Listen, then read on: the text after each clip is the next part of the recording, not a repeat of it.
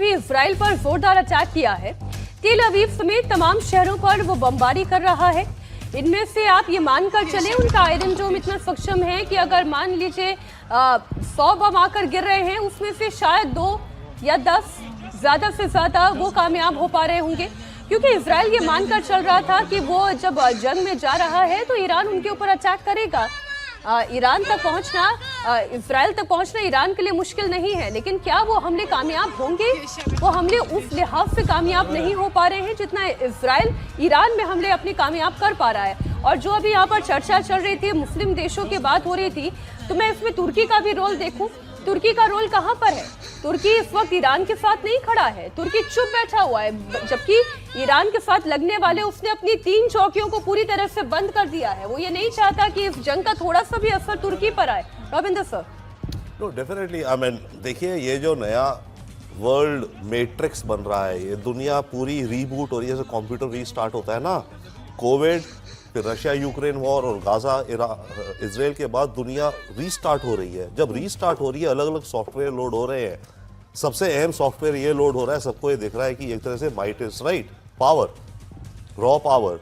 Then secondly अपने अपने रिश्ते बनाओ, रीकैलकुलस हो रहा है सबका, पोजिशनिंग हो रही है। Coming to Iran attacks especially, I think वो थोड़ा जी, तो ये जो गल्फ में जो अटैक कर रहा है, yes exactly as Shrivastava sir was saying कि अमेरिकन बेसिस पे कर रहा है, ठीक है। अमेरिकन एम्बेसी आ गई है आपकी, American owned oil companies big ones, Chevron, Exxon इत्यादि पर भी शुरू होंगे, आप देखना, राइट।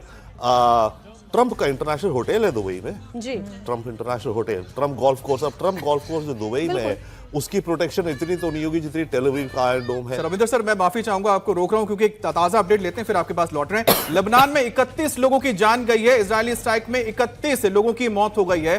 तो सदर्न लेबनान के ऊपर जिस तरह से आईडीएफ ने कहा था कि जो 50 गांव है पूरी तरह से खाली कर दो क्योंकि वहां पर हमला होने जा रहा है, और उसके बाद फिर जिस तरह से बेरूत तक हमले हुए हैं, इन हमलों में 31 लोगों की मौत हुई है, क्योंकि लगातार जैसे ही प्रॉक्सी है हिजबुल्लाह, जहां पर भी जितने लोग बचे हैं, जितना भी उनके पास असला मौजूद था, उसका इस्तेमाल किया गया और नॉर्दर्न इजराइल के ऊपर हमले हुए थे, हाइफा तक हमले किए गए थे, जिसके बाद आईडीएफ ने यह स्ट्राइक किया है और लगातार उसने कहा है कि लेबनान के ऊपर हमले होंगे। दूसरी तरफ जो लेबनान के प्रेसिडेंट हैं, उन्होंने कहा है कि अगर हम पर यह युद्ध थोपा जाता है तो ऐसे में हम ईरान के लिए और अपने लिए हम खड़े होंगे।